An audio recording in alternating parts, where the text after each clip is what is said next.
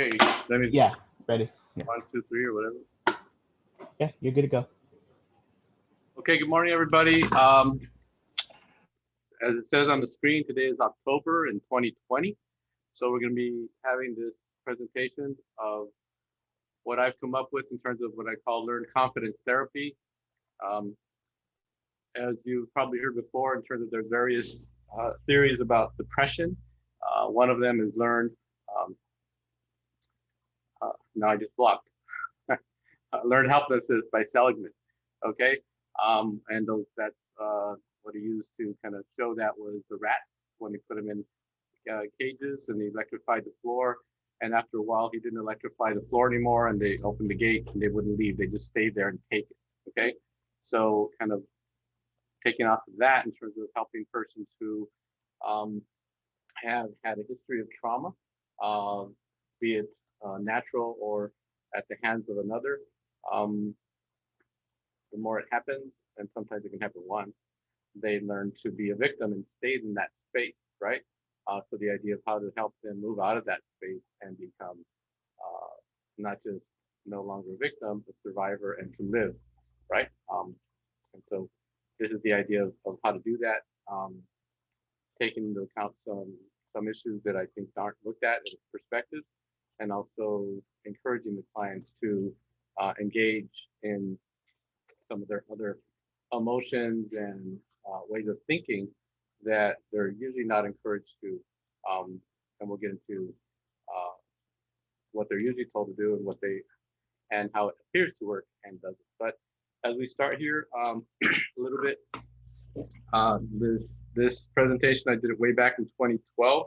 It's been a few years that I've been developing it, along with help of Dr. Martinez, who actually not doesn't live in, but he's a professor at Pepperdine, and he was one of my professors in my undergraduate years. He had just come out of graduate school, and then after that, we were able to work with each other once I was licensed and came back from my graduate school. And so we kind of be helping massage what I was doing and what to call it, et cetera, and make sense of it. So we came up with this learned confidence therapy. Okay. Um, but how I started when I gave this presentation with an entity called um, Latino Behavioral Health Institute, which is no longer around. So there's a void there in terms of training geared for Latino population by therapists who work in that area. And what I mentioned then, as I introduced myself, is here you see my name, Jose Quesada Cardenas. I don't have a middle name. So that's my mother's maiden name, and kind of honoring her. And where I come from in terms of my experience, that some people don't know what it's like to grow up in a quote large Latino family. I remember I once went to for a case I was working with, and they had me come in and testify, and the attorney said, well, this client who had a bunch of PTSD symptoms, et cetera, anxiety over a car accident, um, and it was a case against the person that hit her, et cetera. And said, well, then the attorney on the other side said, well, she's from a large Latino family. I said, no, she's not. She's only one of 5 children. I'm one of 11. Okay, so I'm one of 11 children, um, the second half. Uh, and I didn't even consider my family that big because we grew up in Pacoima, and my mother had a younger sister. She had various siblings, but her younger sister, my tia Rita, they lived in Baldwin Park, East LA, in what I considered a rougher neighborhood than my neighborhood in Pacoima. And her family was a little bigger than ours. She had 14 kids. So we would get together and we'd have little family gatherings of 20, 30, or 60 people on a regular basis. So 5 kids is not a large Latino family as far as when I grew up. Although I have 3 children myself now, and that's big enough for me. But you know, uh, it's not large in terms of what I'm used to and what I grew up with, and what is common in certain places, right? We go to, we have a family we know, and we're godparents to their oldest child, and they're in Utah, and the average I think is like 7 kids that people have over there. They're now working on. She's pregnant with her fifth, uh, so she's who knows how many they'll have. All right, we can go to the next slide, Ben. We can get started. Okay. So slide 2. All right. So this is about abuse, and this in particular, um, as it says there, 1 in 4 girls and 1 in 6 boys will be sexually assaulted by age 18. Right. It also depends on how you define that, because most persons, if you ask them directly if they've been abused or molested, they'll say no. And as it says, 80 to 90% of statements where people know the child knows, right? Neighbor, family member, cousin, somebody that is actually trusted and allowed to be around the child and has gained the trust of the parents or the persons who are in charge of the child, or who are therefore in charge of taking care of and protecting the child. And so it's very important to look at that they're the part of who the abusers or the perpetrators are taking advantage of or abusing their trust, right? Child sexual abuse usually develops over time, usually repetitive, and escalates unless reported. So that's why it's so important, if we can, hear about it earlier. However, something that's not there, it's the average is 16 years from the time of abuse till when they finally tell it. And you'll hear about that in the news, where persons who are, like we had the Me Too movement happening, and persons were coming out and saying, I was abused, I was abused, I was abused. These are adults that were way beyond 16 years later telling about their abuse, right? People in the media, actors, actresses, singers, boxers, etc. People saying I was molested and I never told anyone, or it's a secret, right? And that was way beyond 16 years. So when we do hear about it as it's happening, or shortly after it happened, that's not usual, okay? We want it to become more usual so that we can stop the perpetrators from continuing, because we know that they abuse many a person, okay? It's a part of their, if we look at it as a part of their addiction, right? All right, next slide.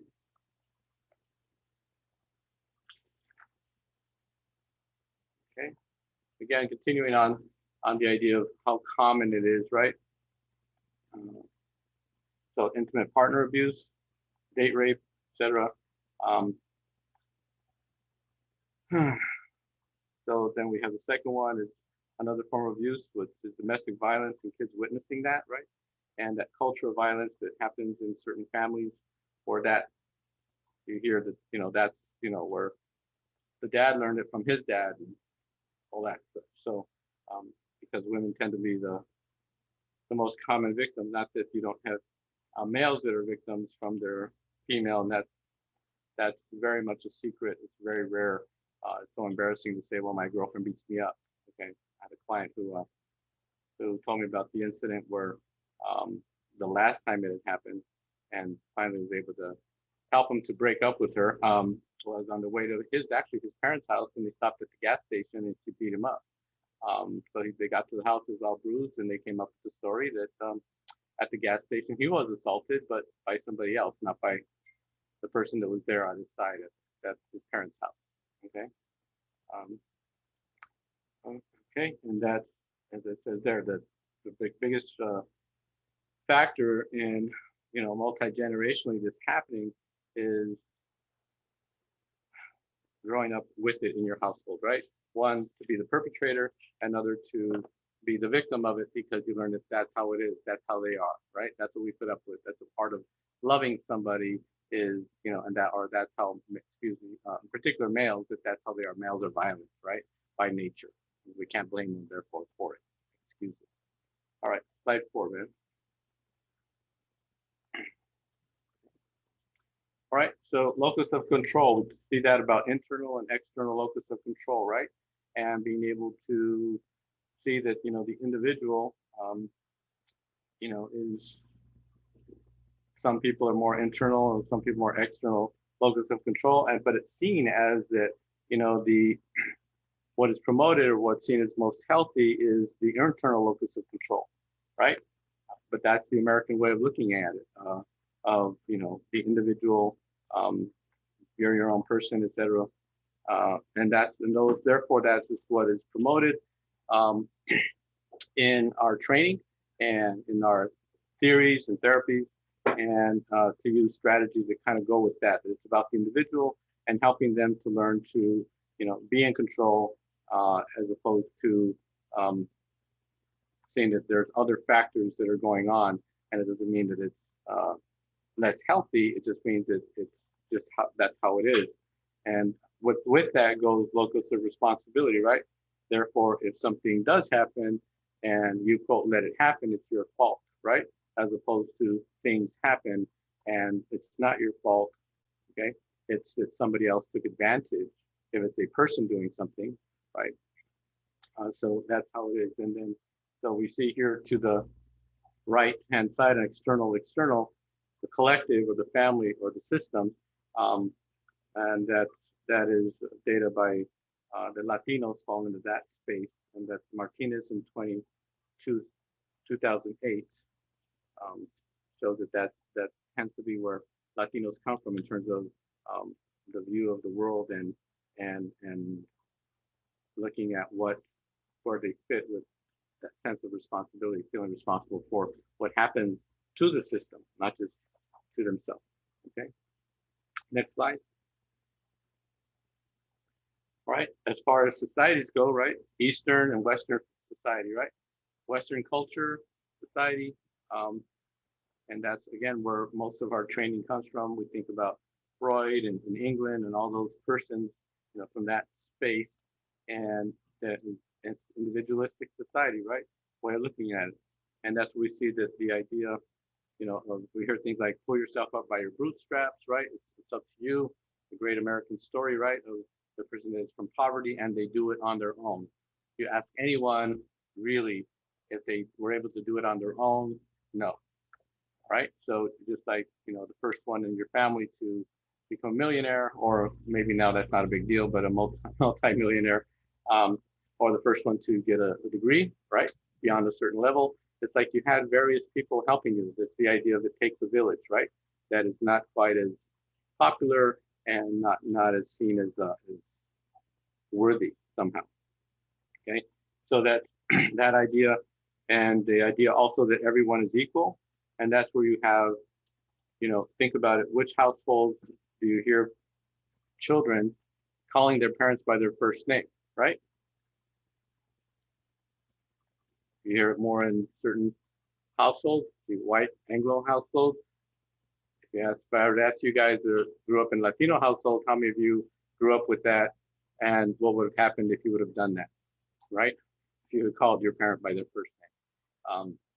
So that's different. So the collectivist or Eastern philosophy, Confucian, Asian, but also Latino, is that the group is tantamount. That's why in Spanish, the parents will sometimes say, and the sarcastic bilingual kid will respond, it's like, the parent says, respete la casa, respect the house, right? What are they saying? Respect what you're representing, which is the house. And so taken in a negative form is like, que dirán, what will they say about us? So that's the other unhealthy aspect of, you better keep this a secret or they'll know that this stuff happens in our house, right? In our family. So there's the healthy aspect and the unhealthy aspect to that issue, right? Next slide. All right, social support seeking. Well, that's what we do. We're social beings, right? We engage with people. We need social support, social engagement. Of course, another talk would be social styles, right? There's some people that are much more kind of geared toward that and needed to that, much more sociable, right? And other people who are more comfortable with being kind of a little more distant, disengaged, the analytical person, right? That can be there by themselves watching everything and doesn't need to be talking to people and really close to people, laughing, being loud, etc. Right? Not that they can't, but that's just not usually their nature, right? So social support seeking for physical and emotional health, it's necessary that we have some degree of that taken care of, some degree of that content. Okay. Social support seeking, okay, in a collectivist group, when it comes to for problems, for seeking out therapy, right? It's seen as a negative, and that's where we have that study in the bottom, Kim, Sherman, and Taylor in 2008. It's like it's seen as negative, right? And what they did is a study. They showed that they worked with college students, Asian, Korean, and others, and there was an underutilization of mental health services. Why? Because it was seen as could be seen if the word gets out as a detriment for the family honor. Oh, they're going to think that somebody in the family is off, is crazy, right? Is has issues, is not strong, and we also see that very common in Latino culture, where we have those persons who are very well intended, but let's say when a death happens or something, and you'll hear the person say "sea fuerte," be strong, right? Not that it doesn't happen in Anglo culture too, but very important is like, oh, be strong. Somebody died, and mom died, and okay, be strong for your father. What are they telling you? Don't show emotion, right? Don't cry. Don't make him cry, right? Or don't make mom cry, right? So because if you do that, right, if you ask about certain things, if you break down, if you show that emotion, then you're probably going to provoke it in them. The interesting thing is like they're not going to cry if they don't need to cry, right?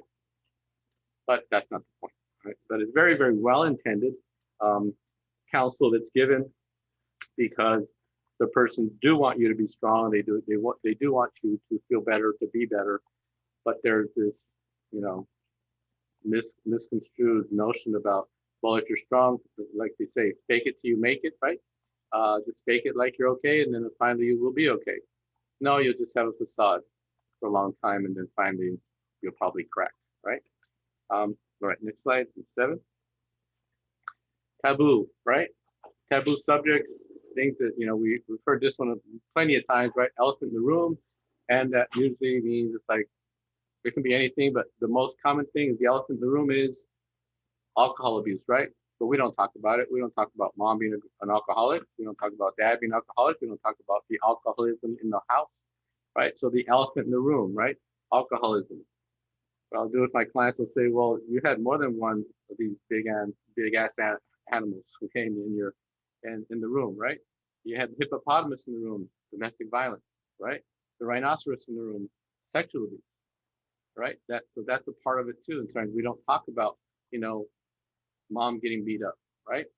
Brother beating up his girlfriend, etc. The rhinoceros, we don't talk about the sexual abuse. It's known, but it's a secret. Happens out there, but it can't be happening here. Okay, so and then working with that, so being able to engage, and we need to talk about that, because we got to get the elephant, we got to get the hippopotamus, we got to get the rhinoceros out of the room. All these animals, I joke with my clients and say, well, an elephant, hippopotamus, and a rhinoceros. Okay, I've only done therapy within the United States, and most of it here has been, since I've been licensed in 1988, it's been in Southern California. And so elephants, hippos, and rhinoceros, they're not even meant to be on this continent, right? So they're meant to be, if they're on this continent, not that they're meant to be, people argue about that, they're in a zoo, right? But much less in a house. If you have an elephant or any of these animals in the house, your house is going to stink, right? No matter how much you try to cover up carpets, it's bad, okay? So you need to get them outside, right? And the only way you can do that is acknowledging it so that you can get rid of it, okay? So that's in terms of using that analogy, okay? And in Spanish, a lot of times, these things, right? We hear about it quite often, with abuse, like sexual abuse, a person tells their mom or their grandma, more like their grandma, and she'll say, even if she comes out apparently healthily, would say, oh, I know what you're talking about, that happened to me. But she'll end it with, but don't talk about it. Eso no se habla, right? You don't talk about that openly. You don't talk about, you keep it a secret, right? And by doing that, it doesn't get better, right? You have this moment of feeling, oh, that person understands me. They're going to help me. And they're giving the same advice that they were given. Don't talk about it. Don't ever mention it to, anybody you're romantically involved with. Don't ever tell a boyfriend. Don't ever tell your husband. It's like, right? De eso no se habla. Well, you don't talk about it if you don't know what to do about it. So that's why, here you are in training, so that you know how to talk about it, right? And how to counter the ignorance, however well intended it is. Next slide, Ben. All right, so for a lot of these issues, the people, then when they happen, we have, right, PTSD, all right? And we know the different situations that happen. We have different persons that might be involved in an environment or a situation or an incident that may provoke PTSD, and some people don't have that symptomatology. It doesn't affect them in that way. Part of it because were they afraid? Were they afraid of self or others? If they weren't really that afraid, then their level of anxiety doesn't go high enough, and they're not able to have it stay there, right, and keep on recurring, right? There's a fear of danger, extreme danger for self or other, right? That somebody might lose an arm, be disabled from that point on, or die, right? And there's different types of, incidents that happen, like natural disasters, earthquakes, floods, hurricanes. Interesting, those types of occurrences, they don't tend to have as much impact in terms of long-term impact in PTSD as when something happens when it's interpersonal, when it's perpetrated by another person. As we talked about earlier, sexual abuse isn't, you don't get that from an earthquake, okay? And persons who grew up in places that have these things a lot of times they'll tell you about how they, it's like, oh, that's just another one of those. They're prepared for it. They know this is natural, right? And so it's just like, all right, how do we handle this, right? So it's not a big deal. Persons that move to California and are from another part of the country or space that doesn't have earthquakes very often, they tend to freak out on their first earthquake, right? And maybe subsequent ones. It takes them a while to be able to gauge them and say, oh, that's not that big a deal. That's not that strong. Okay, so defining it, classic symptoms, right? Flashbacks, re-experiencing the trauma in a way that gets them in that space again where they're afraid again, right? That this time they may not, or the other person or persons might not survive it, okay? Dissociation, sometimes you're not aware that they do that. Physiological reactivity, they're hyped, right? Intrusive thoughts, nightmares, distress, that exposure to internal or external cues, something reminds them, right? A smell, a sound, whatever it may be. They repress it, they push it down. Feelings of attachment, sense of foreshortened future, they're afraid they're not going to live that long. Increased arousal vigilance, again, that has to do with their physiological state, and that has negative impact where persons are continually in this heightened physical aroused state. And of course, depression and guilt, the classic combo that we have for most persons that we see. Okay, so there's different incidents again, and now versus before, it's so easy to be a part of it. You don't have to physically have been there. The Vegas shooting, there were thousands of people there, but there were so many people that were affected because they saw it on TV, right? 9/11, people remember where they were at when that happened, right? The Calabasas shooting that was literally closer, and then you might have a client who lost a friend there, one of the persons that was killed. So these, that was a bar shooting in Calabasas. So being able to see that again, interpersonal perpetrated traumatic events have long-lasting effects, right? Okay, next slide. Okay, this is a drawing that a client who came to me, and she came to me as a teenager, and this is a drawing of what she indicated of this is where she went when she'd already grown up in a home, alcoholic dad, very sexist, very disrespectful in terms of he had affairs and all that. It was pretty much known. But at age 7, she was in school, and she's from South America actually, but everybody assumes she's from Mexico because she spoke Spanish. And age 7, which is 2nd grade, at the time she had a teacher, and so she didn't feel safe in school as it was because this teacher, when this little girl would make mistakes on her work, on her desk, the teacher would get the paper, roll it up in a ball, and throw it in her face. Okay, so this is the context where she goes to the bathroom one day and in school, and somebody's there, and somehow this adult male was able to hold her there, and he had a gun, and he raped her at gunpoint. Nobody knew about it, and in fact, he didn't even come back. Um, there were a couple of times later, he came back outside the gate and kind of looked at her and motioned for her to go out there again. She didn't, but she never told anyone. So this is the place that she went to during the attack. Okay, when she was in that bathroom and that person, with the gun in her face, uh, raped her. Okay, well, that's her initial drawing. Next slide. As we continued in therapy, she was able to utilize this place and the safe place as we talked about other incidences, various incidences. It's just having of unhealthy relationships, we could say, and how perpetrators, quote, boyfriends, etc., would know that she was an easy mark. And this is the place she would go when it would be clearly an abusive moment. And she was able to kind of draw it out more clearly and have this place be somewhere that she can take control of, as opposed to it happen because she naturally went there without thinking. Now she can do this at other times when she wasn't abused, and this is what we use in her therapy of being able to have her, go to the safe place. And she drew it out and she gave it to me. This is what I have hanging in one of my walls at the office. Okay, and there's other stuff she did that I can. If we have time, I'll show you some of her other drawings.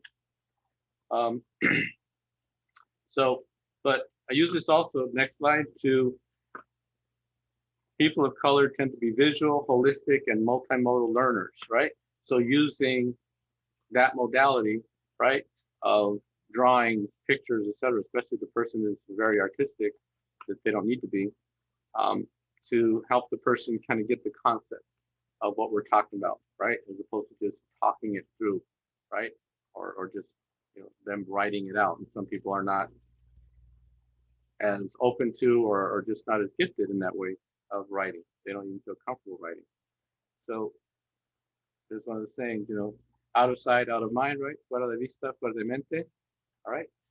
So that's why, being able to see something, and we talk about in your mind's eye, right? What's going on? Ojos que no ven, corazón que no siente, right? That's a saying in Spanish. Eyes that don't see, heart that doesn't feel. All right. So that's the way of being in denial, right? As opposed to once we hear about it, and once we hear about it, what's an interesting thing, we hear about it, now we see it, right? Oh, I see what you're talking about. Oh, I see what you're saying, right? So being able to engage that and use that, right? It can be both done, positively. We use that in guided imagery, right? But also in terms of, that's why it's so important. It's like what our words we use, because people will go there with the words we use, right? So if we tell people don't think about, they're going to think about it anyway. They're going to visualize it, right? Right. If I tell you, right, or I tell my client, okay, don't think about the Golden Gate Bridge and some elephants going across it, gray elephants with polka dots on them. Don't think about the Golden Gate Bridge with elephants going across it with polka dots on them. Of course, you didn't think about that, right? You didn't visualize it, right? No, you did, even though I told you not to, right? So, so that's why it's very important. The words we use, when we use them, right? And don't think about, don't. But it's like, how about leaving that off and just like, let's do this, right? So that's why it's very important which words and where and when, right? Next slide. Basic human emotions, right? Healthy to extremely unhealthy. Sadness, anger, fear, joy, right? We feel all those things plus a multitude of others. We have that in our resources, that we have that this circle that has those plus many other detailed ways of looking at these. But if we can go back, if we kind of condense it down, right? Extremely unhealthy is depression. Major depression. Major depression kills, right? It kills people. People don't kill themselves. We'd say it's suicide. No, it's the depression killed them. The depression was so extreme The hopelessness was so there, it took away all hope. So they, quote, they died from depression, just like a person dies from cancer. We don't say they killed themselves because they got cancer. No, the cancer killed them, right? So that's the reality, even though they might have been depressed, right? But the cancer killed them, not. So the depression kills people. Anger, rage is innocence. Talked about it earlier, right? All those people that get shot in shootings and are blown up, etc. That's rage. It's very dangerous. It's misdirected, misguided, because it's just there. It's too big, right? It's unhealthily expressed anger, all right? Fear. Fear is, again, it's necessary. It's important. It helps us be safe, right? You walk around a corner and you see a snake, you're going to stop, right? And freeze. And our body's meant to freeze for 5 seconds.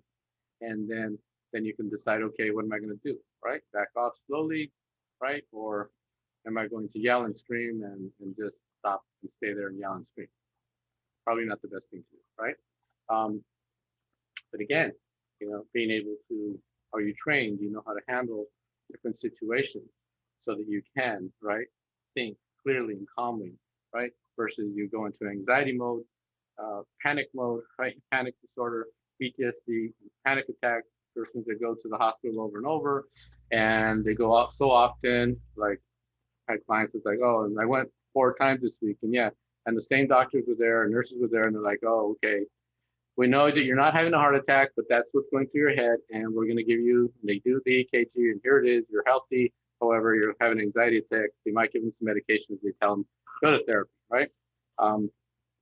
Also, right there, you might have hypomania and bipolar 2, right? In that sense of anxiety, right? And then we have joy. Great, beautiful things happen, right? We're so happy that this baby was born and it's healthy, right? We're so happy to hear that person got that new whatever promotion, job. They got engaged, right? To a healthy person, we're happy for, okay? Or we fake it because we're not happy for them because we don't think that person is that good of a person for them.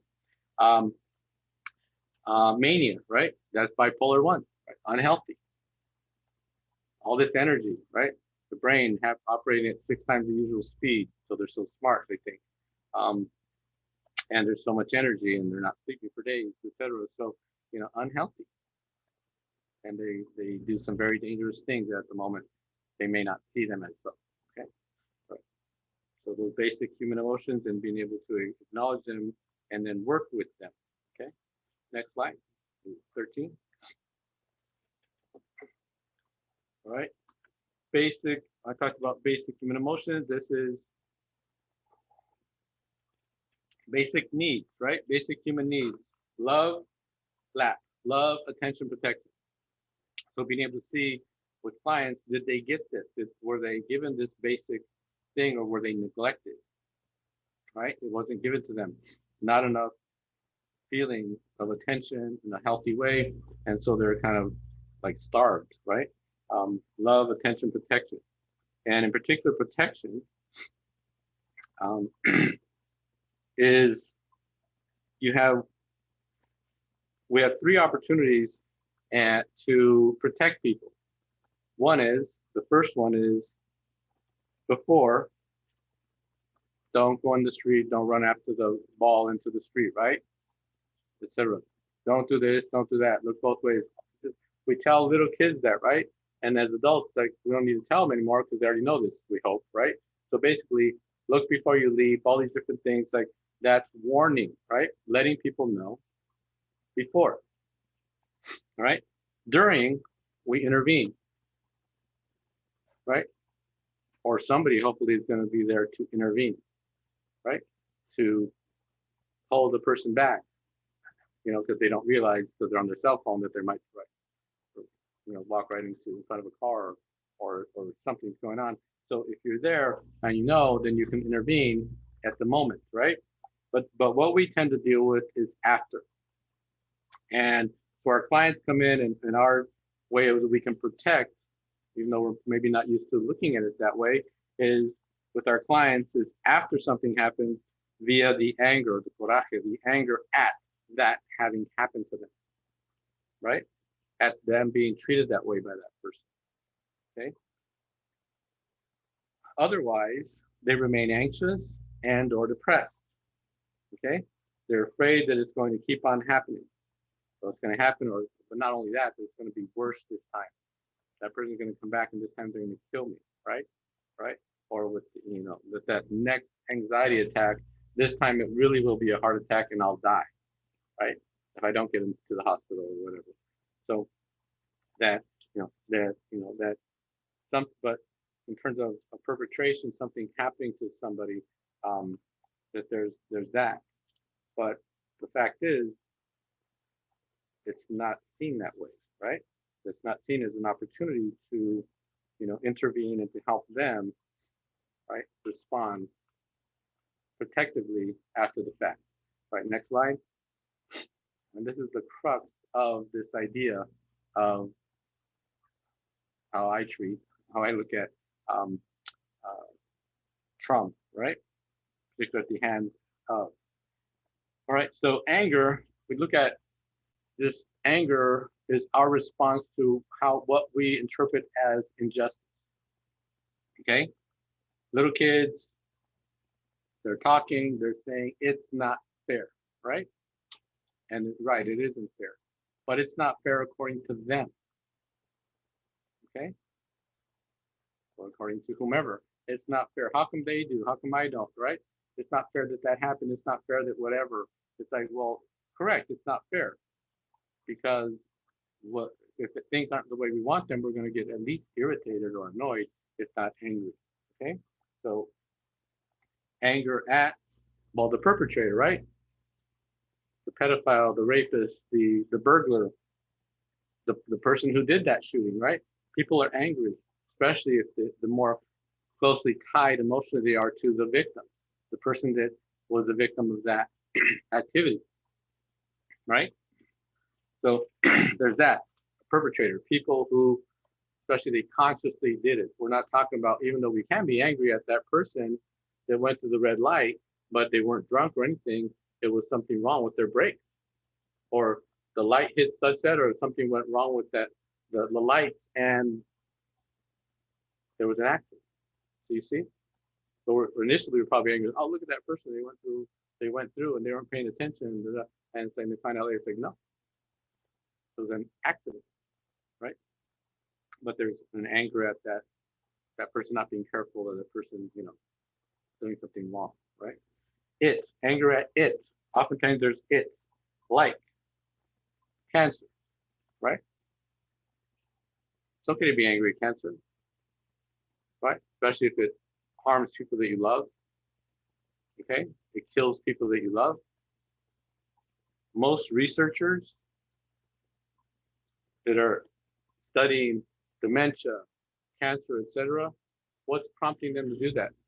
Their love for somebody that it took away. It took my grandpa away, it took my grandma away, right? It did this, it did that. They killed these people.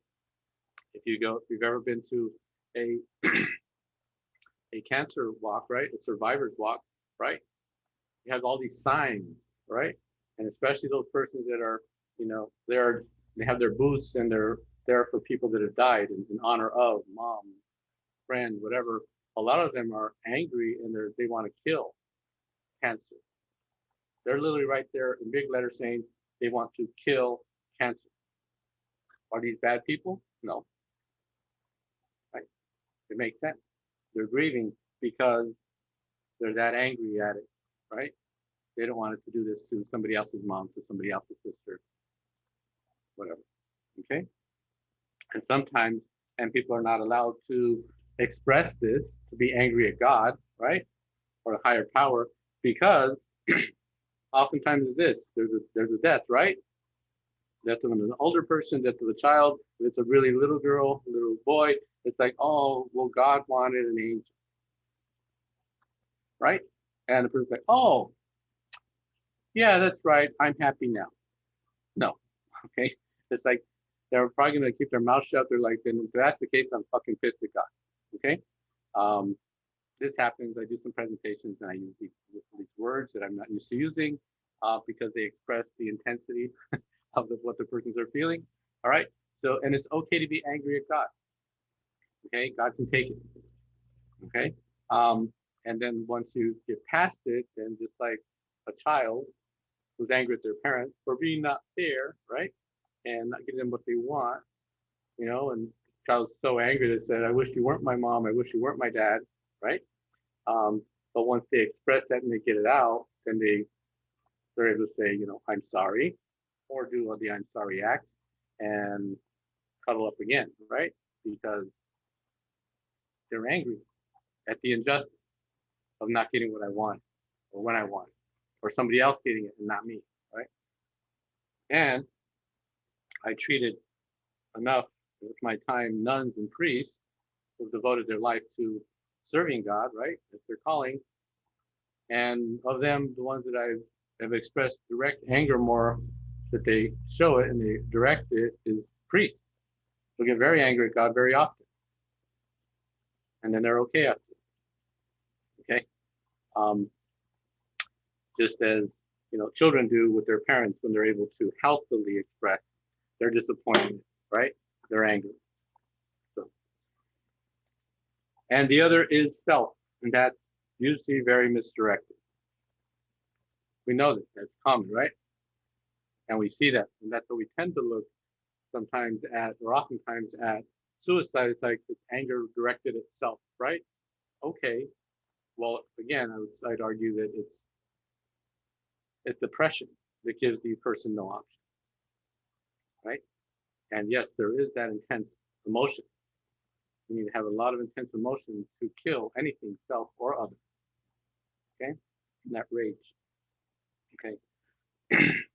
So next slide, 14. So to be able to look at the perpetrator and see that the perpetrator, what I mean by relabel, right? If the perpetrator is like, is that your boyfriend, your husband, your dad, your mom, your grandma? It's like, or is it a perpetrator in that moment when they're being, all right, abusive, or they were abusive in that moment, they were not that. That's why if you get the police report after, if there is a police report made, they won't say, they'll say the perpetrators. And in the interview, the detectives, et cetera, when they're interviewing, they're saying, and what did the perpetrator do next? Right? They don't say what did your brother do next, your husband do next, what else did the perpetrator do next? Right? Because that's the person that perpetrated this action. Right? It's illegal. You also say it's immoral, right? Right? And so we do that, we help people do that and relabel so they can not take on this sense of, but it's my fault, because that's very dangerous, right? Very self-destructive. And we help them go through that in therapy. We're also teaching them to self-regulate if we talk about the anger, right? But that's if we talk about it. There are treatment modalities, and you can even see them in domestic violence manuals, where they talk about they don't want you to do that. They'll acknowledge that this was a violent act, that rape was a violent act, right? However, don't express your anger toward your perpetrator, or else you're giving him power. What? But that's how it's presented. Basically keeping people from acknowledging their own anger, their own rage. When, as I said before, that's a part of being human, right? Of feeling that. That you don't want to feel it, you need to learn how to keep it in check and direct it and guide it. But a lot of therapy is, let's ignore it. Let's just go with other emotions, but you're not going to, be this debased, kind of non-intelligent being, right? This low entity, right? And also to allow to give consequences to the perpetrator, right? And that's why it's important. It's like to relabel. It's like, no, when that person did that, they weren't dad, grandpa, uncle, sister, aunt. whatever. Okay, they're a perpetrator, and we do that to an extent when we have, traditional, or now what we do is everything's evidence-based, the evidence-based therapy, and we do the trauma narrative, right? And you're told to do it within 12 to 18 sessions. If you're entities like the county, et cetera. And there's evidence with that it works, it reduces their symptomatology, et cetera, and they're able to write out their narrative, right, of what happened, and they're able to do it without getting too blustered or too, quote, upset, too emotional. And so they're good now, right? So that's traditionally what we're to do. All right, next slide. So on top, that first one, that's classic treatment, right? The person comes in, there's a perpetration, they're a victim, let's say, of a rape, right? Sexual assault, or heck, the victim of, they were there and the person came in with a gun and robbed them. Okay, another assault, right? And they have symptoms, anxiety, etc., flashbacks, all these different things. So the treatment and what we're there to do is reduce the symptoms, right? Symptom reduction. We're gonna, decrease or extinguish the symptoms that they're talking about, right? Anxiety, depression, all these different forms that it might express itself in. And we're gonna increase their sense of being able to relax, be calm, etc. All good, fine. And the person then they reach their goals, and they are, and I write there, it's a facade. Okay? Because, yeah, on paper, they're better. They reach it, and they agree, and the therapist agrees, I agree, and they leave. But are they really symptom-free? They're just symptom-free on what's obvious because we haven't gone deeper into what's there, and they're still vulnerable to victim role via the perpetrator again or other perpetrators. It's amazing. Perpetrators out there can read who's already been a victim. They're just that good. Okay? It's not that people pick them. Victims don't pick more and more perpetrators. Perpetrators pick easy marks. They read them really well. Okay? So we'll go down to the next one. Okay? Perpetrator victim. No, next slide, same slide then, slide 16. Okay. But what I'm talking about, PV number 2, there's the one on top, now the middle one, okay, the middle one. And then, so now we talk about the anger combined with love of self, or love of people who are taken advantage of.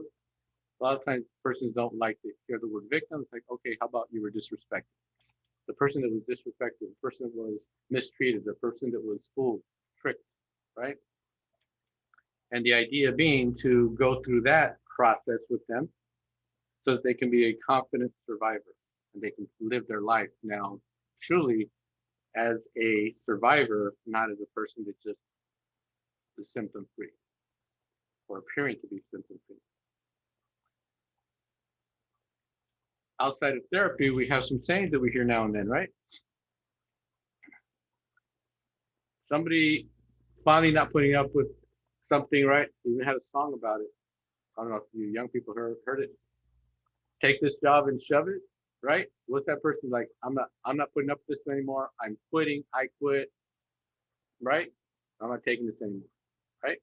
And what are they doing? They're getting in touch with her and saying, no, I'm protecting me. And you can take this job and shove it where you can imagine, okay? In that moment, at least, where's the fear? And there are people that do that and they're like, what did I do? You left, you quit. You told them that, you're not afraid of them anymore. You're not taking it anymore. Like, oh no, did I think it through, right? So, but they did, right? In Spanish, me desquité, I let him have it. I finally let it go. I let him have it. Y le dije hasta de lo que. How do you finish that? Y le dije hasta de lo que. Over here on the side, Rosie's saying hasta de lo que iba a morir. Right?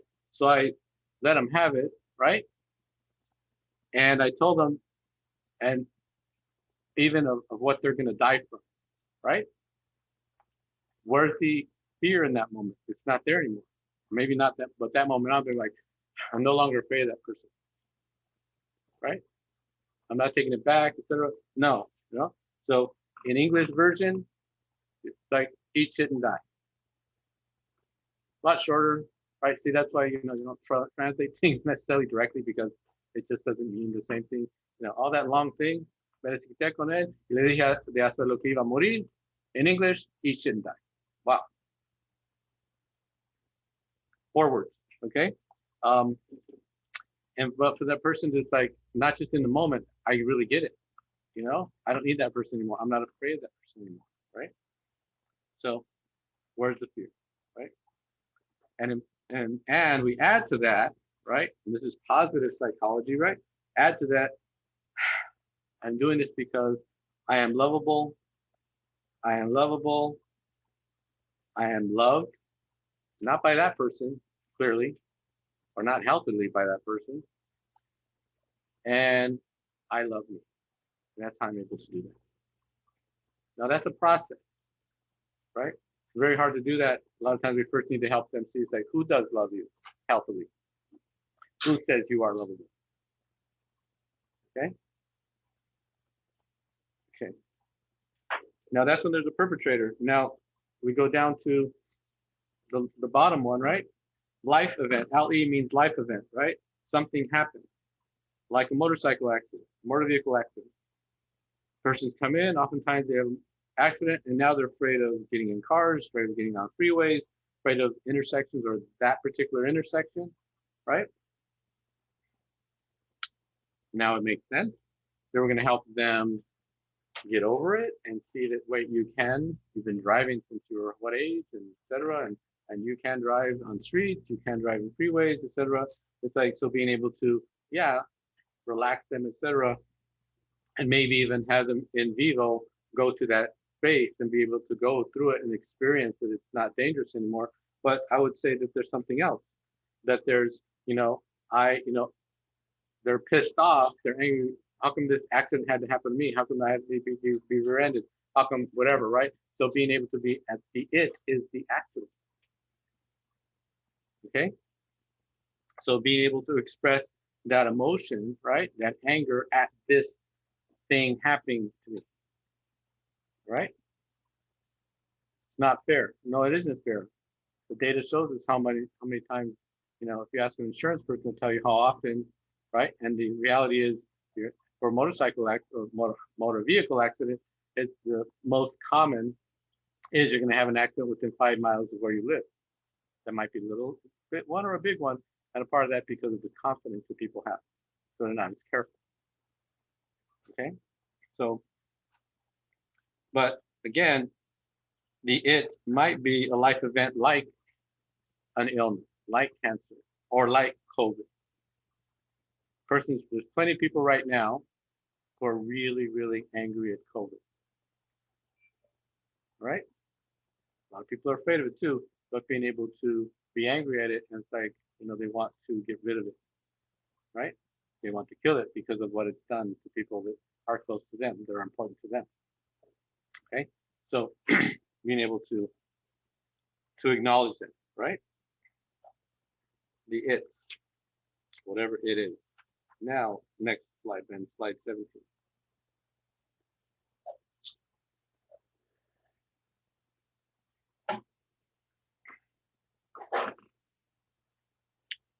The child client, right? Same thing, right? We do the same type of treatment. Traditionally, that's the one on top, right? We get through symptoms, we work on reducing, eliminating, etc. They talk about it. Maybe they write about it, or we'll write about it, right? Or maybe we use drawings. I would, okay? And then the middle one, okay? Now the anger is expressed via an adult figure. okay, for them, or a hero, right? Who's their hero? Is it, I don't know, some character in a movie, right? Or in Batman or Wolverine. Wolverine's a really good one, right? He's pretty bad. He attacks people. Even though he seems like he's just a mean guy, I know he's a very loving person. Especially if you saw Wolverine, whatever, last one, right? And the little kid doesn't know how to control their anger. So you need to teach them. So so the anger of being an adult and guided, that somebody's there to protect you and guide you, right? And maybe going back to that experience, and had somebody been there to intervene and stop it, what would have happened, right? You would have been protected. You would have been dealt with in a very compassionate way, and the perpetrator would have been stopped and or killed, right? Because they're the person that is the one that is, quote, deserving, is responsible, and then the consequences are for them. So to get them to being able to have survived, it's like, it's over, you are now safe, right? Children's stories are about that. Little Red Riding Hood, what happened? What happened to the wolf, right? And then, was this a bad person, the lumberjack? No, he's not a bad person, right? He didn't go around looking for people to kill. He doesn't kill people. He fells trees, but he can't protect little children, right? The world is dangerous, right? So see, so it's something that we're used to in stories. We're used to in movies, but for some reason we're not told to do this in therapy. Right? For a child, for life event, same thing. Being able to be angry at that thing that took away somebody early, right? Or that happened to you, right? That accident that did kill, that, yeah, it was your uncle that was killed by that gang violence on the street. And that violent gang violence kills, that mentality kills, right? So being able to have someone that comes and tells them about it and saves them. Again, that happens over and over in these comics. Little kids are told, no, it's okay. I'll deal with the bad guys. You're safe. Superman, Batman, all the good guys, right? And the more human they are, more complicated they are. They have their own issues, right? The idea being, again, that's not anger for anger's sake. It's anger coming from a loving, caring, compassionate, protective place. Okay, next slide. Right, so the idea being to help the person get from a victim, slide 18 then, from a victim, so looking at the treatment methodology, right, those are the previous pages I had, right, looking at what are the symptoms that we want to deal with, right, that we need to get rid of, etc. Processing and clarifying the trauma, so we do go with the trauma narrative. We do have them tell us their story or draw out their story if they're little kids or maybe even adults who are good at that. And relabel the abuse and the abuser, right? So very important. At least during that time that they're abusive, they are not dad, mom, uncle, aunt, whatever. They're abuser, pedophile, whatever. Something clearly, because as long as they keep them with that other label, it's like you're respectful of parents, you're respectful of whatever entity, because they deserve that. But when they shift over, as the detective says, perpetrate, right? It wasn't, when that person did that, they weren't my grandpa. They were a pedophile. They were a monster. All right? What do we do with monsters? We get rid of them, right? These dangerous things, we get rid of them, right? We neutralize them. So relabel, and then going through that process of exposing them, and relabel lovingly. And we also let them know about who are the respectful ways, what are the respectful, it's not about all parents are bad. No. All uncles are bad. No. All teachers are bad. No. All coaches are bad. No. No. There are some that are because they cloak themselves under this, but they are really that. They're really being a pedophile. They're really being a rapist. They're really, being that. Okay. And also being able to, again, you are loved by who? Well, because that person, then you do have other persons out there that are willing to be your parents. Who has been your parent? Who has parented you? Who has, like, getting back to it takes a village, right? Well, my that teacher, I did have a teacher that was nice to me, that cared about me, that believed in me. That's what adults do. That's what parents do, right? Lovingly, etc. So being able to let them know that because we relabel, it's like you're not alone. There are other people, or there are people willing to fill that void in the future. But helping them find out who that is. So giving the consequences to the abuser, that's the exposure. It's like helping them within that process and helping them do that, because some people fight, doing that. No, I don't feel comfortable with that. Well, you may not feel comfortable with that, but it is necessary, right? And there are people that are comfortable with that because they know that this is necessary, right?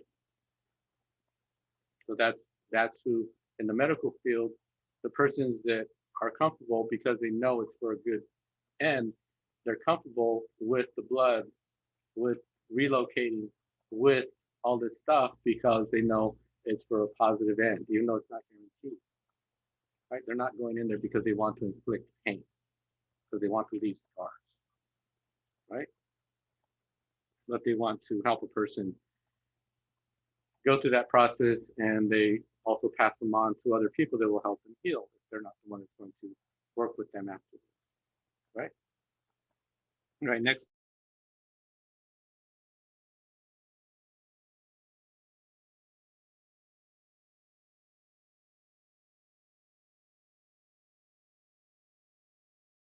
Slide. So then we see how many of these things, right, that they have to deal with, right? Question number one, that we can put that in. What's the it expresses? It's expressing, or it's there. Oh, there was sexism, that unhealthy machismo in your household, right? That was expressed not only by males, but also, we're on the other slide, man. Not Andrew, not yet. Back. There, aces. No, next. There, stay there. Hold on. I'll tell you when to go to Andrew. Not yet. Okay. So, right. So we can say sexism, machismo, that mentality. That's the it that's there, right? Right. And that goes along with number two as well, right? That sense of ownership. You're my kid, and I have a right to do that. I have a right to hit you. I have a right to do this, things like that. So no, that's abusive. Yeah, abusive mentality, right? Number three, that's pedophilia, right? One of those things that we don't talk about, right? Pedophilia. And people know and not talk about it. It's so hard because you feel ashamed, you feel bad. And that's why it's important. Like, no, we're not going to respond to you with shame. It doesn't belong to you, so we're not going to give it to you, and we're going to help you get rid of it, right? Number four, neglect, right? Neglecting we go to LAP, feeling loved, feeling special, and we know that there's data out there, and really old data of children in orphanages that died because they didn't get that attention. They were given food, but they weren't picked up, and they weren't nurtured, and so they died. Failure to thrive, right? Neglect in extreme form. Number five, alcoholism, right? Alcoholism, addiction, right? That it that invades households, that is a part of that system that they grow up in at times. Parents were separated, divorced. Number six, it's like that feeling of abandonment, right? And dealing with that, right? That happened to them. I experienced that. This is what I went through. Number seven, we talked about earlier, really early on, domestic violence, right? To witnessing it So we know that persons who perpetrate domestic violence, the next step is also perpetrating it to the children in the home, right, to minors. Okay. Number 8, again, alcoholism, right? Addiction. Number 9, mental illness, mental disorders, schizophrenia, bipolar disorder, etc. It's like, and that's something that's in the family, and being able to talk about it and reassure them. It's like, it affects you. You have this in your home. This is part of what has happened, but they don't talk about it openly in the home. Being educate them and let them know it doesn't mean that you are, you are relegated. You're going to become schizophrenic and you're going to need medication or you're going to become bipolar. But again, if they do have these issues, being able to help them learn how to handle them, right? Let's say they do have bipolar disorder or some other ADHD or whatever, that it's like, hey, this is real and there are ways of mitigating it, handling it respectfully in an educated, compassionate fashion, right? Did a family member ever go to prison? Number 10, it's like, well, what happened? A lot of times with the population we work with, that's gang mentality, right? That's a part of what goes with it, right? That they go to juvenile hall, much less to prison. So that mentality, also with drug addiction, and also the gangs that are also involved with selling and doing all those things with it, or narcos and things. So that mentality gets people, right, to not be able to be a parent, to not be able to be a sibling. They're first and foremost, they belong to the gang, they belong to that mentality and that lifestyle, right? And so being able to be angry that thing happened and had that impact on them, on that person and on them. All right. Now, 20 events. Now I'm going to get into a few cases, and how utilized. Okay, so Andrew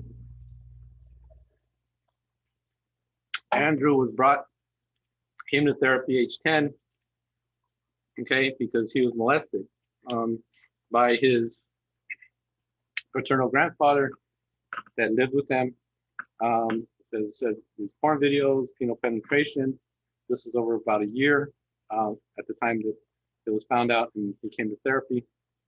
Also, his younger sisters, age 6 and 8. So he's the oldest in the family of 3. Mom and dad are together. And sad thing, he's named after his paternal grandfather, the perpetrator, right? Hard, very difficult. Okay, so when he came in, he was fighting with the sisters, and the sisters were also fighting each other. They were very rambunctious. I would say his social style is probably amiable, analytical. Okay, very kind of quiet kid, and not because of the abuse, but that's just his manner, his style. Right, a lot of things inside his head. So that was going on, and he didn't want to talk to mother or anybody about the abuse, because in his quote, people will say, I'm sorry that happened. He didn't want people to know about it. He didn't want them to express that they felt bad for him. And so that was what was going on, right? Next slide. Ben, 21. All right, so this is a slide of, again, he's age 10. And this is a slide of his memory of when the first incident that he could recall that would be kind of abusive or trying toward that space. This is the beginning. Drawing number 1, he did a lot of different drawings, but first incident of the abuse, they're in their grandpa's truck in the parking lot of the 7-Eleven. Him with his sisters and grandpa, they're getting a Slurpee at the 7-Eleven, right? It was the summer prior, and they were out of school, so during their summertime. So the grandpa had a lot of, or perpetrator, right? Had a lot of contact with them. Parents were working. So it was him and his 2 little sisters and the perpetrator. It was a Saturday. Quote, after we walked back to the car and told us to give him a kiss. I thought he meant a kiss on the cheek. He grabbed me and kissed me on the lips. I pushed him away. It felt weird. When we got home, I asked him, why you do that? And the perpetrator said, what? Okay. And he said, I said, kiss me in the car. He said, she, like kind of like, I don't know what you're talking about. What's the big deal, right? So that was the beginning, right? Again, this has been going on for about a year. It progressed, right? Or it got worse, we could say. Next slide. So he said he did a lot of drawing. So there's a drawing of the nightmare that he would continually have for about a year. It was these characters were in it.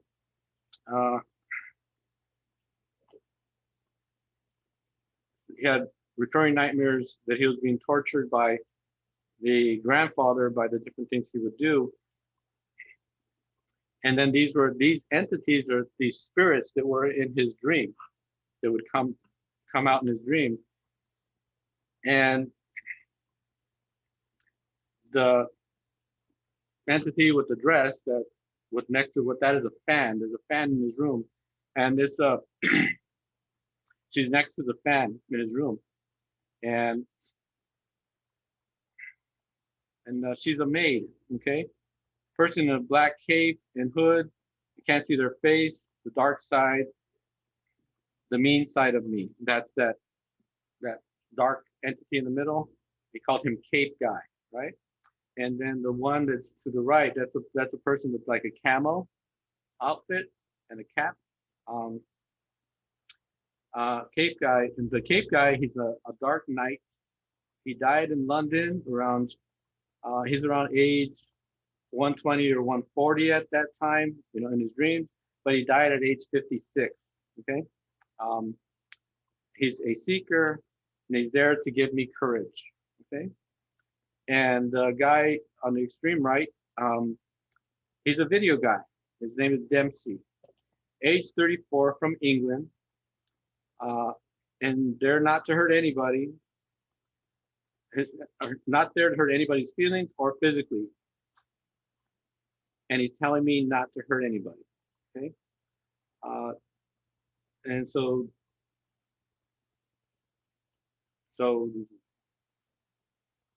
somehow he has these entities been around a long time. Even though he's 34, he's like really 110 years old because he's been around that long, okay?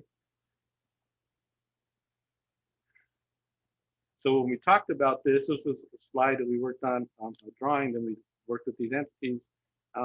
Once he talked about it and was able to engage and let me know about them, he said he felt relaxed, and if they come back, that he was going to be nice to them because we saw by us discussing it that they're basically on his side, okay?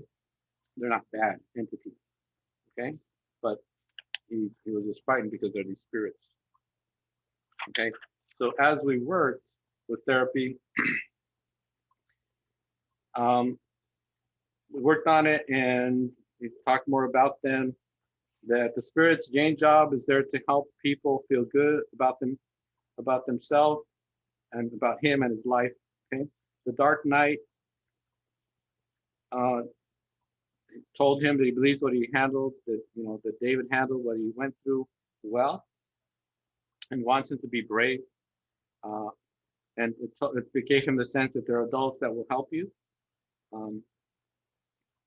And he said he helped my dad be brave and call the police, because the dad, how this actually came about, that they found out about the abuse, is because his youngest sister was very expressive, told their mom about what was going on because mom was bathing the youngest sister, and she let her know of what was going on, down there and such, and who was doing it. And then, of course, mom very expressive, confronted, clarified with all the kids and told her husband, and basically wanted to kill her father-in-law. And it didn't surprise her at all because the guy's an alcoholic, womanizer, very, very a guy that got away with a lot of stuff. They didn't have to go to trial because he pled guilty, etc. And at least the family was spared that. Okay. And again, Dempsey says, don't hurt anybody, right? But acknowledge your anger, but don't hurt anybody. So know how to handle it, right? Um, um, so, and so we also go with these characters, entities. Um, Later on in therapy, we talked about, and he mentioned about, we went back to an incident, and he was able to kind of retell the story in a different way of being protected. They're outside of Tres Hermanos, a little restaurant that they would go to often, and the seeker, the dark person, put the cape over the abuser to make him invisible. Um, excuse me, over Andrew to make him invisible so he couldn't be abused anymore. Okay, and so he was able to get the sense of that he's not alone, that there are other entities out there, beings that can help him learn how to deal with things. And what he got out of all this was, once he was able to talk about this and accept these things, that he said, my stomach doesn't hurt anymore. And then he was able to tell the seeker, thank you. So initially, all this time, these entities were more things to fear, right? That would come to him at night, besides his flashbacks, etc. Right? And so we're able to end therapy, him being about age 11, and he was fine. Okay, so, or doing very well, and the family was out in contact with his parents, and the two sisters were also in therapy. All right, and so that was able to happen. But what's not on this slide is that he came back in 2014, 4 years later. So now he's 14 years old, actually 15 because of his birthday.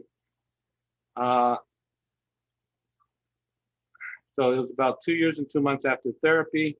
He came back because he had, because a few months prior to coming back, he'd been having flashbacks again, and he had suicidal thoughts for about a 2-week period.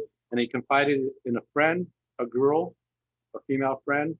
And this girl happened to be somebody he's interested, because I saw him before he was 10 years old. So now he's a teenager and his body's changed, and now he's beginning to look at people differently. And now the whole idea of physicality and attraction is shifted. And so he's now wondering what to deal with these different ways of looking at people and feeling, right? But the good thing is he was able to talk. She didn't tell her about his abuse or about what was prompting the suicidal ideation. But he came in with depressed and symptoms of depression and anxiety. Right? And so when we got back to, he was able to articulate that I was mad at letting him abuse me. So he needed to reprocess the fact that he wasn't responsible, meaning Andrew wasn't responsible, that the perpetrator, who he ended up calling jail guy, right, instead of grandpa and such, that, no, that, again, this later date, for him to be able to process it more deeply, that he's not responsible, all that we had talked about before, but now more about the concept of abuse and who's responsible, and being able to now process that at a deeper level. And so the therapy now, the second time, was for about 4 months. Okay, so it was much briefer, and we're able to do that. And I checked with his parents, and not just him, how he was doing, and his being able to talk to his parents about the abuse and what prompted these feelings again, right? So because with children, that's the thing as well. It's like they're going to process things at the level that they can at the time, and they may need to reprocess them again later. Okay, at a deeper level from another perspective, right? Because for little kids, it's very important with sexual abuse that it's not sexual; it is physical. It's all these other things. It's the adults that look at it in a sexual way. But now, as he's a teenager, now he had to look at that world of sensuality and sexuality that it didn't make sense to him as a 10-year-old. Okay, if that makes sense. All right, next slide. Karina. All right, so again, initially seen age 25. She's from Mexico. Victim's of crime because she was a victim of a robbery with a gun. Okay. And so treatment initiated 1 month after the assault. She's still anxious, very anxious. And the incident itself took about 20 to 30 minutes. And the person, she was at a storefront place by herself, and the person wanted money, and he had a gun, like I said, and there were all these different, there was a tinge of sexuality with it. He didn't rape her, but he was kind of insinuating some things. Luckily, that didn't go any further. She's married. They have a 1-year-old son. Again, symptoms: fear, hypervigilant, afraid of strangers. Right? Because this guy, she'd never seen him before. He comes in and does this. So the police caught him, not at that moment, but they caught him shortly after. And it wasn't necessary to go to court, so there was just her dealing with that. And the perpetrator was sentenced to 25 years. It was actually pretty quick that they handled all this. So she's seen again for 13 sessions, and she decided, you know what, I don't want to work. I'm just gonna, take care of my kid and stay home. And at that time that the treatment was terminated, it was agreed upon by both of us that she was symptom-free and doing well as far as with what she came in reporting. Okay. However, next slide. She returned. Okay. Now, so what happened was, all these years later, the detective came to her house. The perpetrator was caught again. I guess he went to jail, got out again for robbery, and she was being asked to be a part of the case to show the perpetrator's history of violence, right? So kind of as a witness for that. This lady was very analytical, very amiable, really didn't express a lot of emotionality openly. She's still with her husband. Now they have 2 sons. So now the son that was, how old was he back then? Yeah, 1-year-old, right? So this is about 13 years later. He's now 14. And her symptoms now are fear of the perpetrator retaliating, because he's somebody that's, they're being asked to, to talk about him directly. So she's afraid of that. And where I thought she was symptom-free, she said, since he was attacked, she's been overprotective of her children. But you see, at that time, he was only 1-year-old. But as he got older and went to school and all that, she was very afraid of him being in danger in society, right? Out there outside the house. Not just that one, but both of them would, make sure they got picked up from school, wouldn't let them walk to them back to school.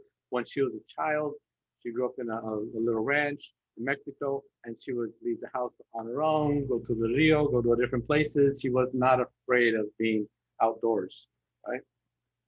And also, she also would express irritation and anger at her husband for not agreeing with her, not going along with her overprotectiveness of her children. So what happened? Perpetrator agreed to a guilty plea, would no longer be called to court, so she didn't have to do that after all. He was given 5 years to life sentence, and she was told he was never going to be released. Okay.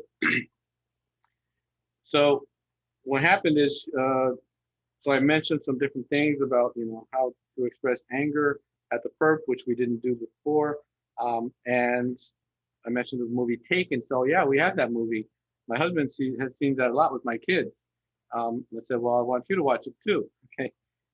So I was encouraging her to express the anger at the perpetrator for what he did and what the consequences of what he did for all these years and how it affected her relationship with her husband and her children. So we did letter writing, expressing that emotion. And because it was so hard for her to do it directly, what I did is we used her sister as a model. Her sister was much more expressive, much more eager, and we've been telling her actually for quite some time, you got to go back to therapy. You're not all good. And so we wrote about the incidents. The good thing is no longer a secret. She could talk about it more with her sister. and her husband. And then she was finally able to express her feelings. Okay.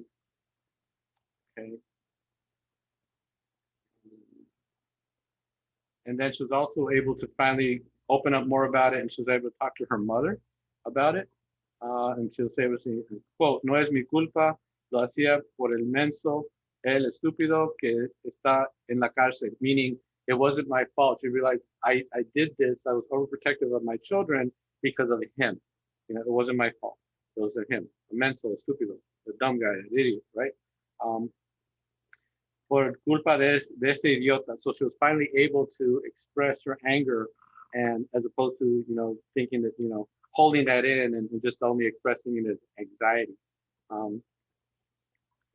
So she began to allow her child to stay out later, etc.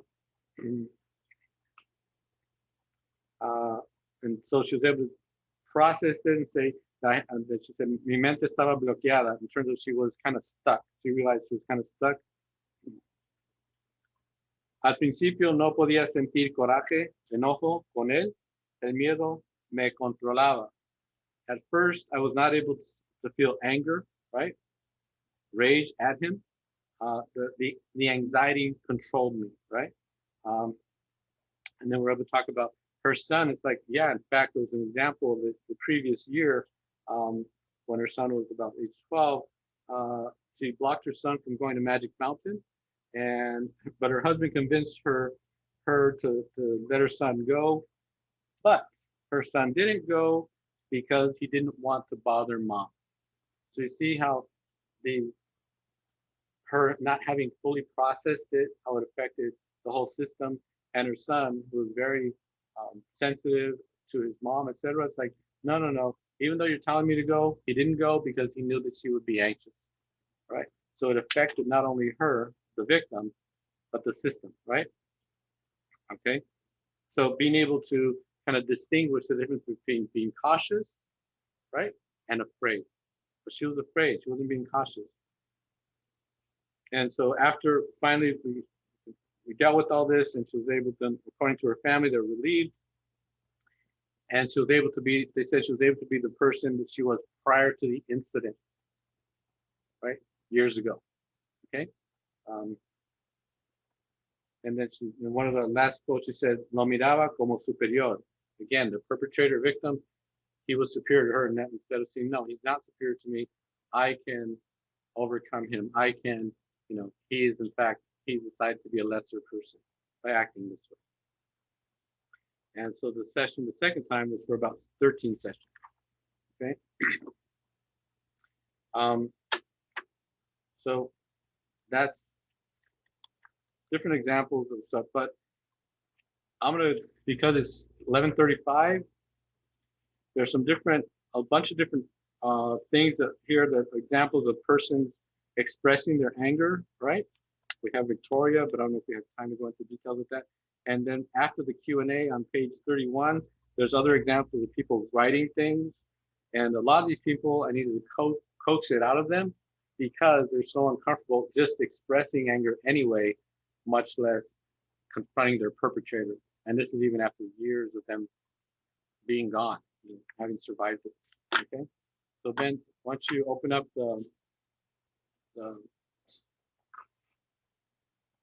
open it up for questions for persons. And I don't know how many of you have gone further and looked at the different writings that I have in there from the different clients. Go ahead. Okay, it's open now, so anybody who has questions for Dr. C, please feel free to take the opportunity to do so.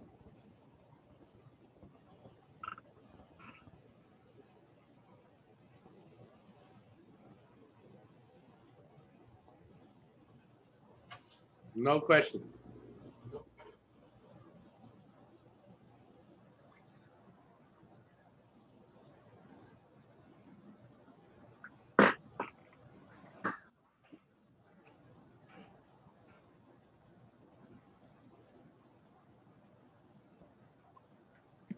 Can you, Dr. C, do you think that you can, I'm kind of looking at the questions here, the trauma training questions that were also emailed out.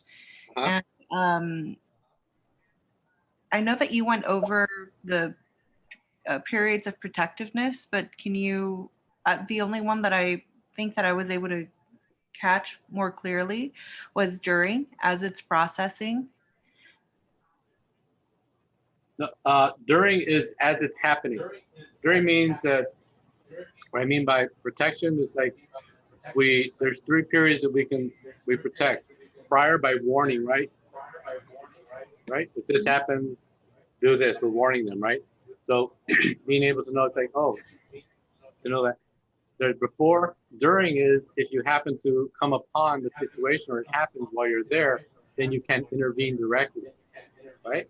And that's where a lot of time protective people feel guilty. It's like, I should have been there. Somehow magically I should have been there, right? And so I should have been there so I could have protected my son, my daughter, my friend, whomever from this happening to them, right? And they feel guilty, right? Because had I been there, I would have intervened, right? Yes, But that we makes weren't. sense. So afterwards, so before, during, then after is about this, and us being able to provide them with that protection, right? That intervention after the fact, okay? Because what drives that protection initially, prior, it's like, oh, I just want you to be safe, right? So the anger, there's no anger needed there, right? It's just loving, caring, but there might be pretty stern. It's like, for the parents, like, and you better do that or else you're in trouble, right? Uh, don't be stupid, kind of a thing, right? But during, it's like it's all about intervening and making sure that the victim is safe, right? And that's Yeah. what we talk about heroes, right? So being able to go in and act in a protective, perhaps violent way. That's the idea of like, okay, the movie Taken, that's an extended, in the movie, the guy didn't notice, like, I need to tell my daughter to not be stupid and trust people, right? That know who they are, where she is, and that she's alone and all that, right? So he was able to, so in that movie, we had not be stupid and trust at the moment it was still happening. He still had, he had a certain time frame in which to kind of save her, or else she was going to be gone, right? She was going to be in the sex trafficking, human trafficking thing. And so he was able to intervene. And you notice in the movie, he wasn't just protective of her. Whenever he was intervening, he was also letting go other persons. You see, he was compassionate towards them, but he loved his daughter. And he even let the guy know, he warned him, don't let her go. I have a certain skill set and I'm going to use it. You don't know who you're messing with, right? Because that was coming from a loving, caring place, right? And angry and violent, but very, very thought out. It wasn't just a crazy rage. Okay? So Great. before, during, after. Thank you.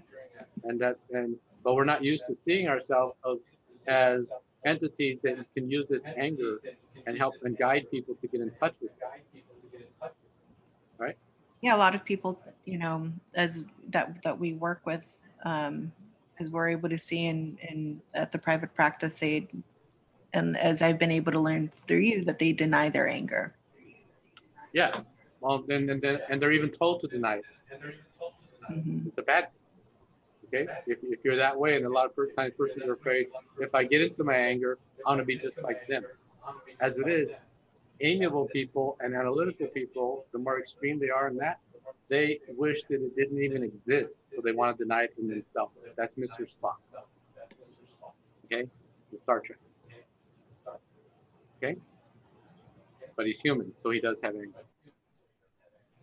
Thank you, Dr. C. Okay.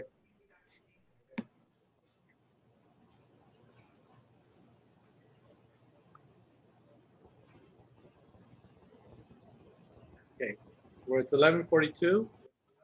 So, any more questions?